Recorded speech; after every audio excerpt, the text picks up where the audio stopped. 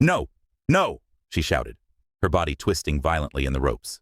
Next, the old man said, his cold gaze turning to Toba. They forced the wooden cup to her lips, but Toba fought with all her strength. The bitter liquid burned her throat, but as it reached her stomach, she vomited it out. Again and again, they made her drink, but each time her body rejected the poison. She is strong, the old man muttered, his brows furrowing in frustration. He turned to Amma, who was too weak to resist. Trembling, she drank the potion. Moments later, her body collapsed. The old man wasted no time. He raised his knife, and with brutal precision, severed her head. Blood filled the calabash once more, the red liquid reflecting the flickering candlelight. Toba's heart shattered like a broken pot. Tears fell endlessly as she watched her friends die before her eyes. "Why did I come here?" she whispered to herself, her voice choked with regret. "Force her again," the old man commanded. Danny and Faji held Toba down, pouring more of the liquid into her mouth, but no matter how much they gave her, she vomited it all out. Her body refused to yield. The old man finally stepped back, his face as hard as stone. "She cannot be killed," he declared, his voice heavy with anger. "She will be made useless instead. Let her live as a shell of herself." Toba's body was weak from the beating, her tears mixing with the dirt on her face. She sat in the darkness, her soul crushed, as the old man prepared for the next stage of his ritual. Meanwhile, the market was bustling with life, but Mama Toba couldn't shake the unease in her chest. Her hands trembled as she arranged yams on her wooden table. She wiped the sweat from her forehead and picked up her phone again. "Toba, pick up," she whispered, dialing her daughter's number for the 10th time. This time, the phone didn't even ring. It was switched off. Mama Toba's heart raced, beating like a drum in her chest. Her mind swirled with thoughts darker than a stormy night. "God, please protect my child," she prayed under her breath, her lips moving quickly. She looked around, but the market's noise drowned her thoughts. Far away, Danny and his friends followed the old man's final instructions. Toba, barely alive, was dumped out of the car by the roadside opposite the market. Her clothes were torn, her body bruised, and her skin smeared with blood. She lay motionless, like a rag doll, discarded in the dirt. The car sped off, its tires screeching loudly on the road. A market woman was the first to see her. She screamed, dropping the basket of tomatoes she was carrying. "Ah, somebody come and see.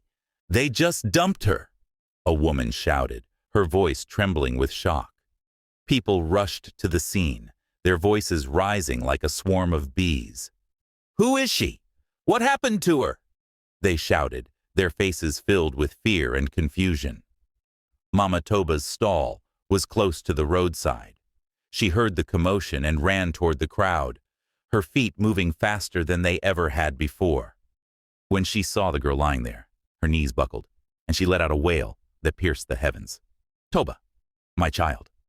Toba opened her eyes weakly, her voice faint, like a whisper carried away by the wind. "Mama," she managed to say before collapsing into Mama Toba's arms. Mama Toba's tears flowed freely as she cradled her daughter. Her once bright Toba was now a shadow of herself, her body battered and her spirit broken. Without wasting a moment, Mama Toba lifted her daughter, her strength fueled by desperation. "Make way! Make way!" she shouted, pushing through the crowd. She carried Toba straight to the prophet's house, her mind racing with prayers. "God, don't let my child die. Please, don't let this be the end," she whispered, her voice trembling as she approached the prophet's door. The prophet, a man with a long beard and eyes that seemed to see beyond the physical, opened the door before she could knock. "Bring her in," he said softly, his tone calm but serious. Mama Toba laid Toba on the mat, her hands shaking as she explained what had happened. The prophet nodded, his eyes scanning the fragile girl before him. "This is not an ordinary battle," he said, his voice heavy. "But with prayer, she will live." Mama Toba knelt beside her daughter, her hands clasped tightly. "Do whatever you can, Prophet. Save my child," she pleaded, her voice breaking with emotion as tears streamed down her face. Outside, the crowd murmured, their whispers spreading the story of the bloodied girl found by the roadside. The market, once alive with laughter and trade, was now hushed with fear. Meanwhile, something even more terrible had happened elsewhere. After dumping Toba, the car roared down the dusty road, music blaring as Danny and his friends laughed like hyenas after a feast. "This December will be the best ever," Danny shouted, gripping the steering wheel with pride. Raji leaned back in the seat, a grin plastered on his face. "We'll have everything we've ever dreamed of. Riches, power, everything," he said. "Yes," Faji added, nodding as he sipped from a bottle. But their celebration didn't last long. Just 3 minutes from the market, the car sped around a bend, and out of nowhere, a massive truck loomed in front of them, like a wall of doom. The crash was sudden and brutal, like thunder striking the earth. The car crumpled like paper, its music silenced forever. Raji died on the spot, his body lifeless in the wreckage. Danny screamed in pain as blood poured from his legs, now crushed beyond saving. One of his eyes was gone, leaving his face disfigured. Faji groaned, his arm severed and hanging limply as he cried out in agony. News of the accident spread through the town like wildfire. Whispers turned to shouts as people connected the dots. "It's them," someone said. "The boys who dumped that girl at the market." "Their evil deeds have caught up with them," another muttered, shaking his head. Back at the prophet's house, Toba lay on a mat, her breathing steady but weak. Mama Toba sat beside her, watching as the prophet prayed and placed herbs on her wounds. Slowly, Toba's eyes opened, and she began to speak in a broken voice, like a bird with a wounded wing. "They killed them," she whispered, tears rolling down her cheeks. "Amma and Adadoja. They cut off their heads. I should have listened to you, Mama." Mama Toba's heart broke as she listened to her daughter's harrowing tale. She knelt beside Toba, tears falling freely as she held her hands. The prophet placed a hand on Toba's forehead and spoke softly. "Her recovery will be slow, but she will live. The scars of the soul may never fade, but she is strong." The town buzzed with the story of the crash and Toba's survival. People spoke of divine justice, of how evil can never escape punishment. The police came quickly, dragging Danny and Faji out of the wrecked car, broken and battered. They were taken to the hospital before being thrown into prison. Their dreams of wealth had turned to ashes. Danny sat in his cell, his legs gone, and his single eye staring blankly at the wall. Faji clutched the stump where his arm used to be, his head bowed in regret.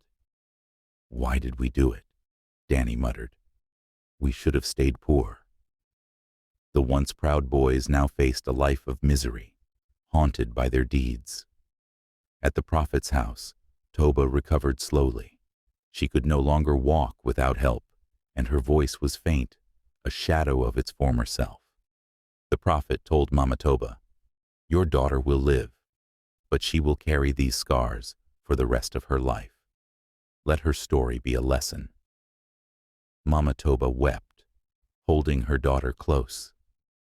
"At least you are alive," she whispered. The town learned from Toba's tragedy. Parents warned their children to listen and avoid temptations.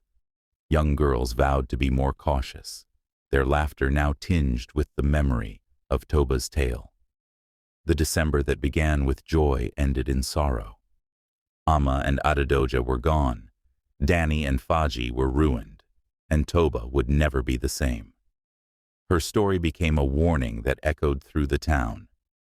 Be careful who you follow home. If you enjoyed this story, please like the video, comment on what you learned from the tale, and don't forget to subscribe to the channel for more enchanting stories.